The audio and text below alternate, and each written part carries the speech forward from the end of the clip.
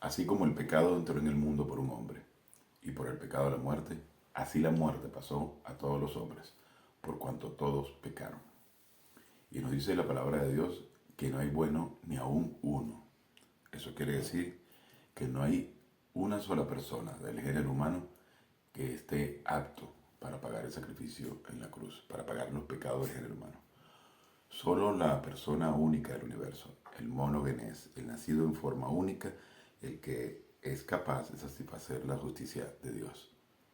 Por cuanto todos aquellos sacrificios del Antiguo Testamento no eran más que un simbolismo para representar lo que sucedería en la cruz. No es más que una forma de enseñar lo que sucedería en la cruz. Es decir, el tema que hemos estado estudiando hasta hace poco, hemos estado estudiando en este momento, no es más que la enseñanza de, primero, la barrera, que es el tema central de la clase, eh, que es derribada por Dios.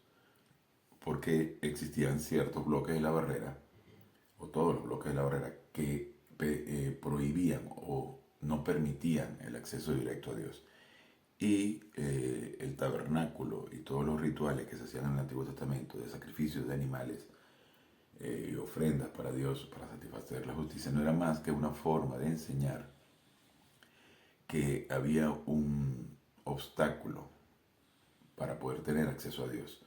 Y no es más que la forma de, como no existían las escrituras en ese entonces, no era más que la forma de enseñar. Ahora tenemos la oportunidad de tener la palabra de Dios, la mente de Cristo, que es la Biblia, para que podamos conocer ahora cómo tenemos la oportunidad de tener acceso a Dios.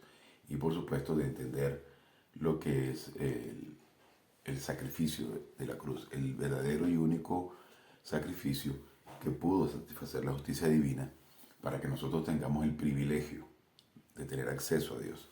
Ahora, si estamos distraídos o concentrados con las cosas de este mundo, cuánto más no estar concentrados en lo único que realmente importa, que es el estudio y el conocimiento de la palabra de Dios. Pero también, de la misma forma en la que la salvación se alcanza, se consigue solo por creer en Cristo, porque es gratis, es un regalo. La salvación es un regalo. Ahora, para nosotros es gratis, pero costó el precio más alto del universo, que es la sangre preciosa de nuestro Señor Jesucristo, para que podamos tener acceso a esta innumerable cantidad de bendiciones, que es estar en la presencia de nuestro Señor, que es estar con la posibilidad de cobrar la herencia, con la bendición de poder conocer de este maravilloso plan. Y la única forma es estando concentrados en el conocimiento de la palabra de Dios al fin de alcanzar la cima. Y es un proceso largo que nos puede tomar toda la vida, pero es un proceso hermosísimo. El crecimiento físico no se nota, tú no escuchas los huesos de un niño cómo se van estirando cuando va creciendo, simplemente va creciendo poquito, poquito, poquito, poquito. De la misma forma, nuestro crecimiento espiritual es un proceso que nos puede tomar toda la vida y va a depender de la voluntad de cada uno de nosotros para poder tener ese nivel alcanzando en la medida de lo posible y de nuestra disposición el crecimiento que tuvo Cristo al momento que estuvo en la cruz, resistiendo toda la inmundicia del género humano, recibiéndola toda, soportando todo sufrimiento sin merecerlo, para que nosotros podamos tener el privilegio maravilloso e increíble de poder tener acceso a su maravilloso plan. Entonces, hay una buena parte, y yo diría que un porcentaje altísimo, mayoritario, de cristianos que se quedan solamente en esa fase, en esa etapa de solo creer en Cristo y se quedan allí. Pero nuestro trabajo realmente es crecer cada día más. Ahora, podemos notar muchas veces que muchos cristianos llegan y creen en Cristo y al siguiente domingo vuelven a ir a la iglesia y vuelven a hacer la oración de fe. Cuando esa oración de fe tuvo efecto solamente una vez, no hace falta renovar nuestra fe creyendo en Cristo cada semana. Ese ya es un proceso que ya lo hiciste una vez y es suficiente. en adelante lo que tienes que hacer es crecer. Ahora, eso es buena parte del trabajo de Satanás. Primero, desviar al género humano de creer en Cristo, por lo cual crea un montón de religiones para distraer al género humano en su eh, oportunidad de creer en Cristo, de ser salvo. Y luego, eh, otro plan de Satanás es distraer al cristiano para que no crezca espiritualmente. Ahora, eso no significa que la persona deje de ser salvo, él sigue siendo salvo, pero pierde la oportunidad de crecer espiritualmente, de conocer lo maravilloso y lo increíble que es el plan de Dios. Ahora, la siguiente fase para el cristiano es citar los pecados en la intimidad del alma.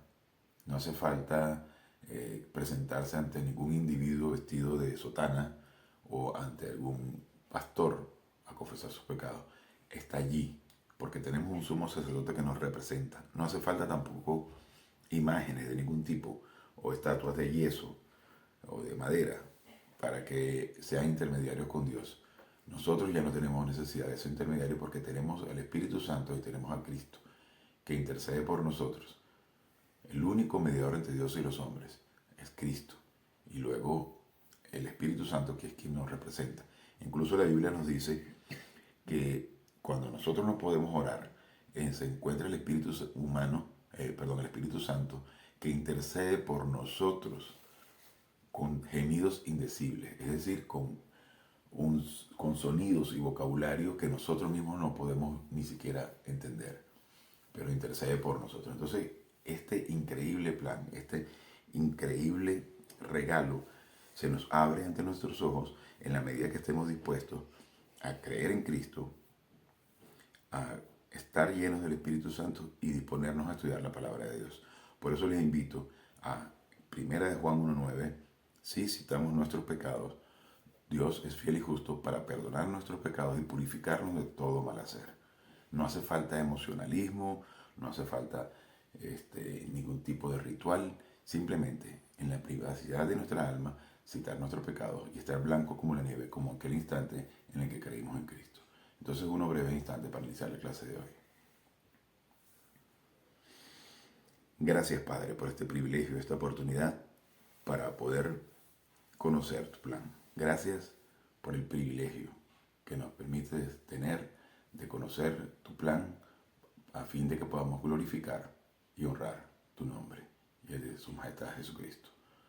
Amén. Bien, continuando con esta pequeña pausa que hemos hecho sobre el tema del tabernáculo, porque es importante que entendamos que el tabernáculo físico, aquel donde se hacían los sacrificios del Antiguo Testamento, no era más que una representación de lo que sucedería en la cruz. Y que en la medida que lo conozcamos, entendamos el fenómeno tan impresionante, tan increíble que sucede en nosotros cuando citamos nuestros pecados y ponemos todas aquellas transgresiones, no solamente los pecados personales, sino aquel pecado original que fue removido como un bloque de la barrera para que tengamos acceso a la salvación. Y luego, el citar nuestros pecados nos pone blancos como la nieve, como si estuviésemos haciendo un sacrificio. Estamos realmente en ese instante diciendo, bueno, Dios, tú vaciaste todos los pecados del género humano y todos mis pecados sobre la cruz, sobre Cristo, para que nosotros podamos tener acceso. Entonces, ayer habíamos quedado porque si la sangre de los toros y de los machos cabríos santifican para la purificación de la carne, cuánto más la sangre de Cristo. Si estos sacrificios imperfectos eran considerados como suficientes por Israel, cuánto más deberían considerar la máxima suficiencia del sacrificio perfecto. Las cenizas de la becerra se refiere a los restos de una ofrenda de holocausto que eran preservados y echados de la fuente de bronce para lavar, para proveer de agua adecuada para la ceremonia de la purificación. Eso lo dice en Números 19, 1 al 10. Esto era una sombra que fue cumplida y terminada cuando Jesús ofreció una purificación perfecta. No hay ningún valor en el agua bendita usada por la Iglesia Católica Romana. Por eso cuando tristemente dicen que un individuo tiene el poder de santificar el agua para que esa agua sea bendita y luego bautizar o echar en un establecimiento, un local, para supuestamente purificar, se pervierte lo que es el verdadero significado de lo que es el agua bendita. Eso no existe, tal cosa. El agua es bendita porque siempre hace falta consumir agua para hidratarnos, pero no tiene ningún poder ningún ser humano para decir que cierta agua es bendita porque Él la bendice. Entonces es parte de las tergiversaciones satánicas. Supuestamente hay una búsqueda de una vaca roja que puede ser sacrificada y sus cenizas utilizadas como parte de la restauración de las funciones sacerdotales para un reconstruido templo en Jerusalén. O sea, estamos hablando de versiones corrompidas de lo que es la palabra de Dios, ¿no? Y continuando aquí dice, recuerden que estoy leyendo, digamos que textos o análisis de David Guzik, que es un teólogo norteamericano, que habla sobre el análisis sobre estos versículos. Cuanto más la sangre de Cristo limpiará vuestras conciencias de obras muertas para que sirváis al Dios vivo. El sacrificio de Jesús es suficiente para restaurar incluso a nuestra dañada conciencia. Entonces imagínense cuando la palabra nos dice que si permaneces en mi palabra serás verdaderamente mis discípulos. En realidad la palabra es mathetes, significa mis estudiantes. Y conocerás la verdad y la verdad os hará libres. ¿Libres de qué? Libres de toda la putrefacción religiosa. Libre de todo el cargamento de pecados que tenemos. Imagínense la cantidad de cosas que nos remueve. Si tienen fe como del tamaño de una semilla de mostaza, o sea, si crees tan solo un poquito, tendrás toda esa montaña será removida, montaña de pecado, montaña de la pena del pecado, montañas de preocupación, de estrés. Todo eso puede ser removido solo por creer en Cristo, visitar tus pecados y concentrarte en el estudio de la palabra de Dios. El plan para cada uno de nosotros es perfecto, diseñado para cada uno de manera precisa. Y en la medida que nos dispongamos, tenemos oportunidad de remover todo eso. Y dice, nuestra conciencia es una maravillosa herramienta de Dios, pero no es perfecta. Nuestra conciencia puede ser cauterizada. Según dice en 1 Timoteo 4:2, nuestra conciencia puede ser corrompida. Tito 1:15. Nuestra conciencia puede ser mala. En Hebreos 10:22. Y eso está haciendo referencia justamente a que no hay ni uno solo bueno. Por mejor que una persona se comporte ante nuestros ojos, es definitivamente una persona mala. Porque algo tiene que no lo veremos nosotros, pero lo ve Dios. Y eso es lo que realmente importa. Y también eso nos quita a nosotros un peso de encima cuando entendemos que no hay manera de que nos podamos portar bien. Nos podemos portar mejor en la medida que crecemos espiritualmente. Pero definitivamente seremos excremento de pato, por decirlo de alguna forma, comparado con lo realmente bueno que es Cristo. Cuando te quitas ese peso de encima, que sabes que no puedes portarte bien, porque simplemente eres imperfecto y tenemos una naturaleza de pecado, en cada una de las células de nuestro cuerpo habita el pecado. Ahora, nosotros le cedemos el poder a la naturaleza de pecado. Las cosas viejas pasaron, es decir, nosotros, al creer en Cristo, se le ha quitado el poder a la naturaleza de pecado. Pero nosotros voluntariamente se lo cedemos. Cuando tenemos una tentación ante nosotros y cedemos ante ella y cometemos el pecado. Pero el poder realmente ya lo ha perdido. Somos nosotros quienes lo cedemos.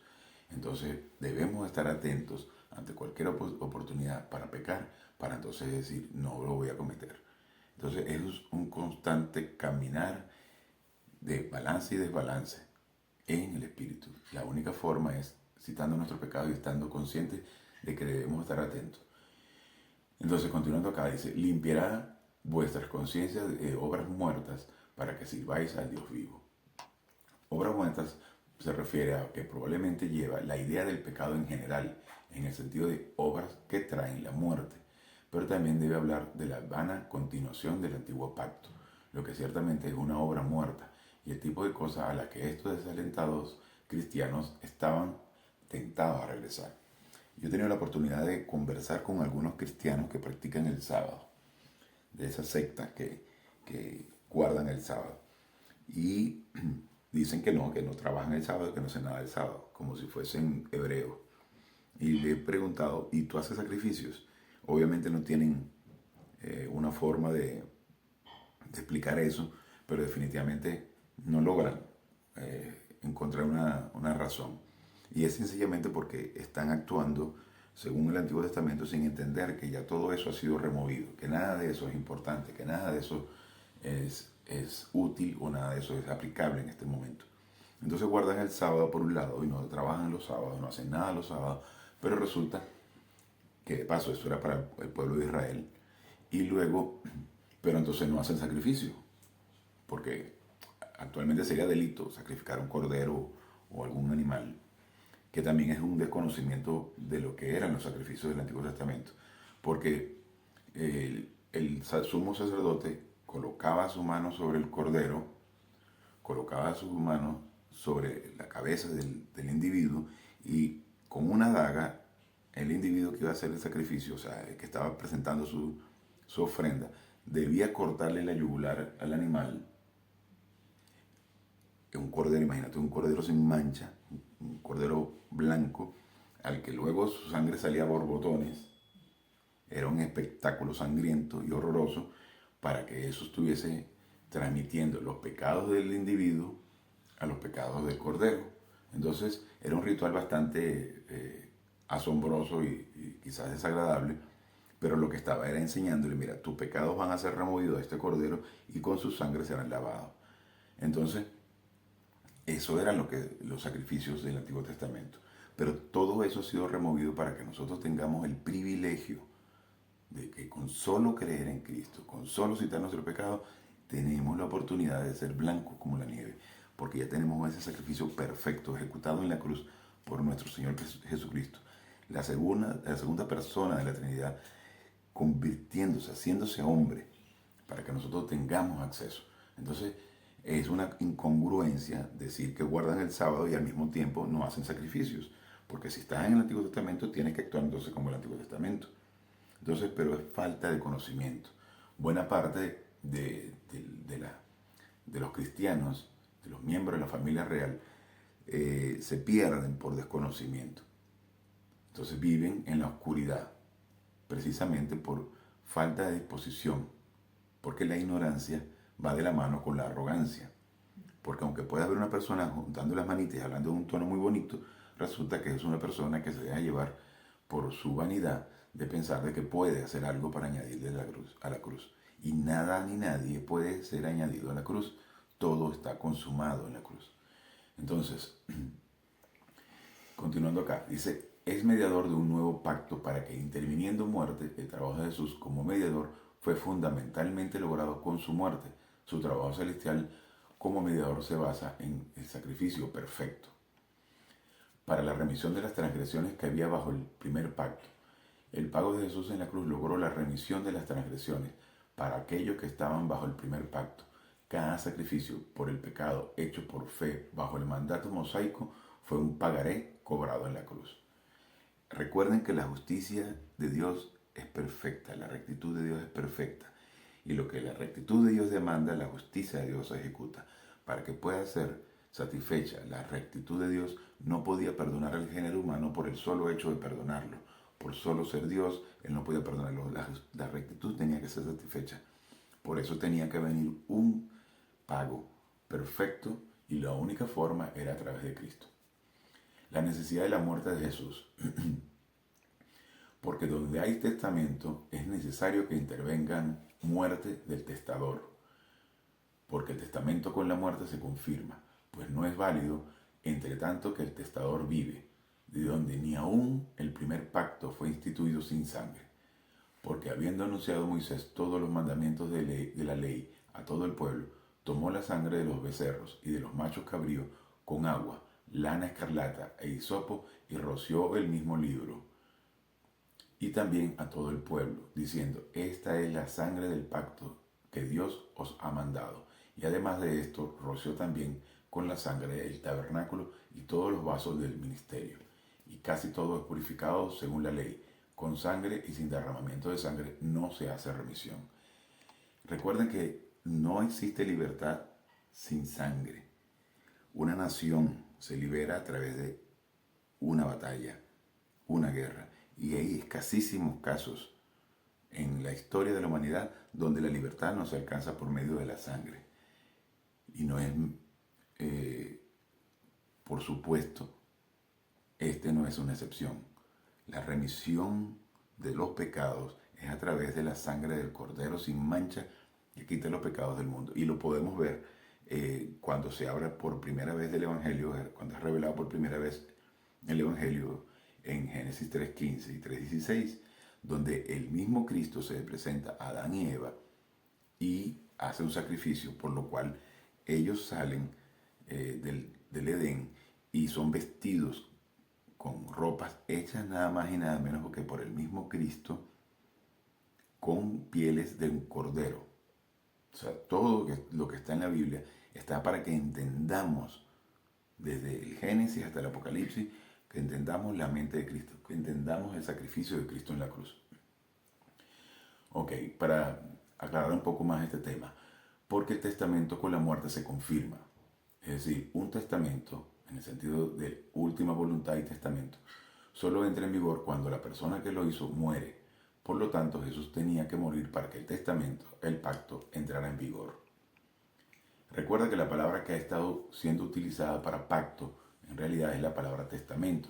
La idea es esencialmente la misma que la de un pacto, excepto que solo está dictada por una de las partes, no negociada por las dos partes. De donde ni aún el primer pacto fue instituido sin sangre. Evidentemente, la muerte era necesaria para el antiguo pacto. Prácticamente cada parte del sistema de sacrificios bajo la ley de Moisés era tocada por sangre de una u otra forma. Se declara un principio importante: sin derramamiento de sangre no se hace remisión de pecado. La gente moderna piensa que el pecado es remitido o perdonado por el tiempo, por nuestras buenas obras, por nuestras vidas decentes o simplemente por la muerte. Pero no hay perdón sin derramamiento de sangre y no hay perdón perfecto sin sacrificio perfecto. El santuario perfecto recibe el sacrificio perfecto. Fue pues necesario que las figuras de las cosas celestiales fuesen purificadas así, pero las cosas celestiales mismas, con mejores sacrificios que estos, pueden, porque no entró Cristo en el santuario, hecho de mano, figura del verdadero, sino en el cielo mismo, para presentarse ahora por nosotros ante Dios, y no para ofrecerse muchas veces, como entre el sumo sacerdote en el lugar santísimo, cada año con sangre ajena. De otra manera, le hubiera sido necesario padecer muchas veces desde el principio del mundo. Pero ahora, en la consumación de los siglos, se presentó una vez para siempre por el sacrificio de sí mismo, para quitar de medio el pecado. Recordemos que el pecado original de Adán es el que principalmente nos separa de la vida eterna. Pero luego están los pecados personales que también Cristo los pagó todos en la cruz. Okay. Y de la manera que está establecido para los hombres que mueran una sola vez y después de esto el juicio. Así también Cristo fue ofrecido una sola vez para llevar los pecados de muchos y aparecerá por segunda vez sin relación con el pecado para salvar a los que le esperan. Fue pues necesario que las figuras de las cosas celestiales fuesen purificadas así. Era aceptable para la figura de las cosas celestiales en el santuario terrenal el ser purificadas con sacrificios imperfectos, pero las cosas celestiales mismas solo podían ser purificadas con una ofrenda perfecta. Porque no entró Cristo en el santuario hecho de mano, sino en el cielo mismo. El sacrificio de Jesús fue hecho en la tierra, pero es la base de su trabajo continuo como nuestro mediador y sumo sacerdote en el cielo. El autor de los Hebreos lo proclama, para presentarse ahora por nosotros ante Dios. No es difícil creer que Él se presenta ahora por nosotros ante Dios, pero creer que Él se presenta ahí por nosotros es glorioso. Imagínense el regalo tan impresionante, tan inmenso, tan infinito que tenemos de que Cristo se haya presentado en la cruz para pagar el pecado original y eso es para que todos los seres humanos tengan la oportunidad de tener la salvación. Y luego, por cada uno de los pecados, pequeños o grandes, desde el minúsculo hasta el más grande, podamos nosotros todos tener acceso a la comunión con Dios. Y es por eso que el único ritual que se nos indica que debemos realizar es el de la comunión, la cena del Señor, porque es la conmemoración de ese infinito sacrificio en la cruz. Y no para ofrecerse muchas veces. El ministerio de Jesús por nosotros continúa en el cielo, pero no en el sentido de continuar con la expiación de nuestros pecados. Ya eso fue finalizado. Su ministerio continúa por nosotros en intercesión y defendiéndonos contra el acusador del pueblo de Dios. Pero no continúa en el sentido de que tenga que ofrecerse muchas veces. Su sacrificio fue una vez por todas y satisfizo a la perfección la santa justicia de Dios. Este pasaje y principio es una reprimenda directa para la práctica y teología católica romana de la Eucaristía. En la Eucaristía, que de hecho la palabra Eucaristía proviene del griego caris o eucaristeo, que significa dar gracias. ¿Okay? Pero entonces la Iglesia católica o la religión católica lo convierte en un ritual que no tiene nada que ver con Dios. En la Eucaristía la Iglesia católica romana desea repetir, no recordar, sino repetir el sacrificio expiatorio de Jesús innumerables ocasiones. Esto es absolutamente indefendible en las Escrituras y niega el trabajo terminado de Jesucristo en la cruz. Las Escrituras lo han dejado muy claro, no para ofrecerse muchas veces. Por esa razón también cuando Moisés no se le permite la entrada a la tierra prometida, es porque él golpeó 2 veces la roca cuando le había sido ordenado que solo lo hiciera una vez. Porque él, por su ira, por el enojo, por su indignación contra el pueblo de Israel, él golpeó 2 veces la roca, pidiendo, ustedes quieren agua, entonces la golpeó, cuando Dios le había ordenado que solo lo hiciera una vez. Entonces él cayó en el error de dejarse llevar por la ira y de simbólicamente hacer el sacrificio de Cristo 2 veces, cuando en realidad una sola vez y para siempre el sacrificio de Cristo en la cruz paga todos los pecados. Cristo no necesita ser sacrificado más de una vez. De otra manera, porque eso significaría que Dios no estuvo satisfecho en la primera ocasión. De otra manera, le hubiera sido necesario padecer muchas veces desde el principio del mundo. Si el sacrificio de Jesús no hubiera sido perfecto, entonces hubiera tenido que ser algo continuo y constante, incluso desde el principio del mundo.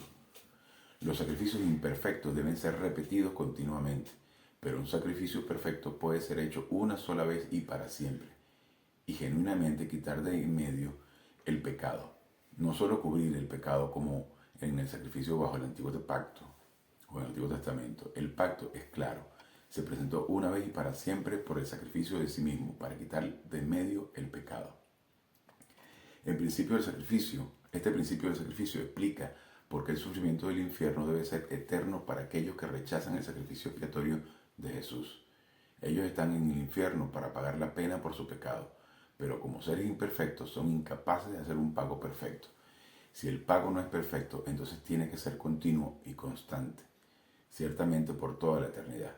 Entonces, claro, si a lo largo de la historia vemos personajes que fueron muy buenos, muy generosos, muy bondadosos, es decir, esa persona se ganó el cielo, entonces estaríamos diciendo que ser bueno paga tu salvación, compra tu salvación, y es falso. Si no crees en Cristo, no hay forma de que estés en el tercer cielo. Así de sencillo, por muy bueno que sea humanamente.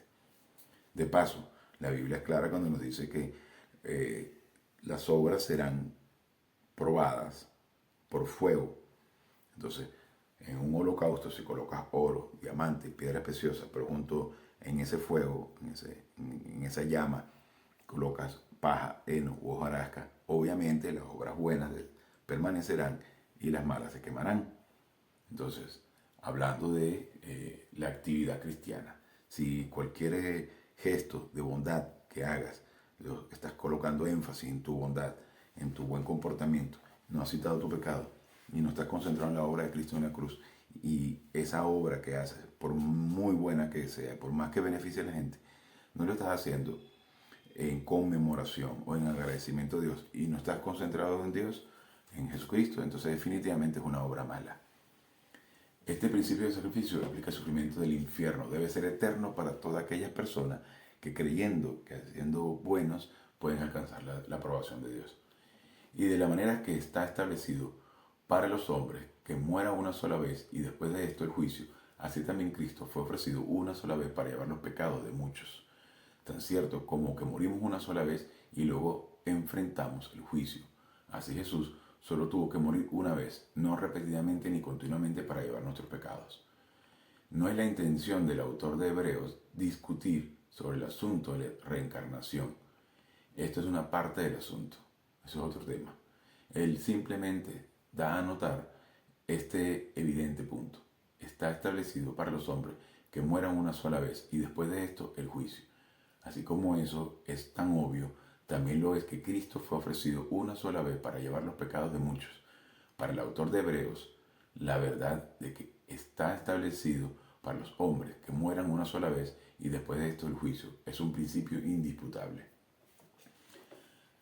Ahora, es interesante ver que esta es una carta escrita por Pablo al pueblo judío, a los hebreos, a la gente de su propia raza. A pesar de que eran los mayores cumplidores, digámoslo así, seguidores de la palabra. A pesar de que no era realmente el punto del escritor discutir la reencarnación, después de esto el juicio. Vamos a adelantar un poquito. Es importante resaltar que el principio de está establecido para los hombres que no mueran una sola vez no es un principio absoluto. Hay muchas excepciones únicas y extraordinarias.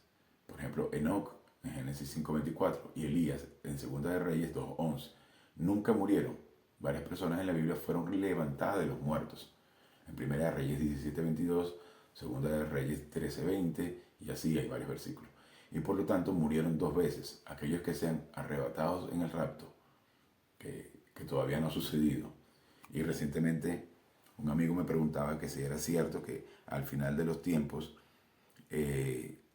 los días se acortarán. Y sí, cómo no, ciertamente los días se acortarán, pero no estamos hablando del tiempo presente. En muchas religiones se habla de que estamos en la señal de los final de los tiempos y que en cualquier momento viene el Armagedón y el Apocalipsis se va a dar cuando todavía no es el momento. ¿Y cómo puedo decir con seguridad de que no es el momento? Bueno, ciertamente los días se van a cortar, pero eso es para el tiempo de los 7 años de la tribulación. ¿Cómo podemos saber que no estamos todavía en el final de los tiempos? Claro, el mundo está hecho un desastre, pero siempre ha sido así. Lo que sucede es que antes no existía el Internet, no había forma de enterarse en tiempo real de los acontecimientos, de las guerras y las situaciones que se presentaban en cada país, los desastres naturales y todo aquello. Ahora,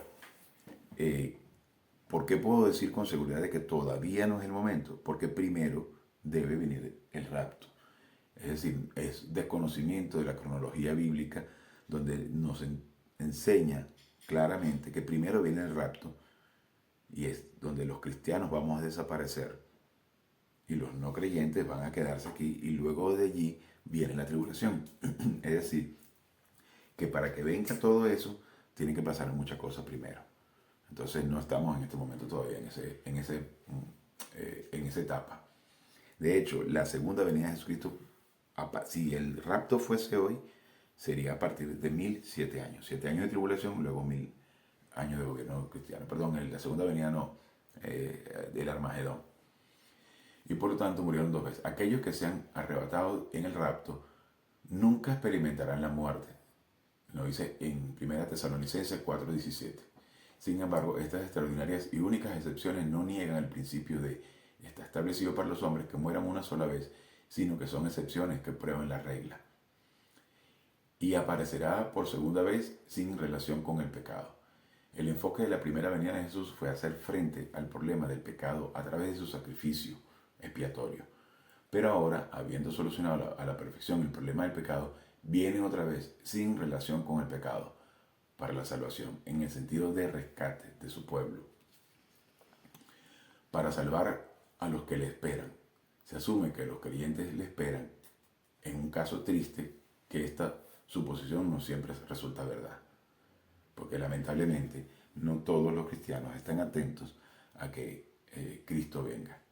Entonces es interesantísimo conocer un poco de lo que significa todo esto del tabernáculo, toda esta mecánica espiritual, toda esta posibilidad que tenemos ahora de contar con nuestro sumo sacerdote y que nosotros podamos citar nuestro pecado para estar blanco como la nieve, estar en comunión y tener la increíble oportunidad de estudiar y estudiar y estudiar para crecer espiritualmente, para que el día que dejemos este grupo de átomos que representan nuestro cuerpo y nos separemos de esto, veamos la muerte como una gloria, como un momento de acercarnos felizmente a la presencia de nuestro Señor y poder entonces recibir todas las condecoraciones que nos tengan reservadas, que nos tenga reservada Dios para nosotros en la medida que hayamos crecido aquí.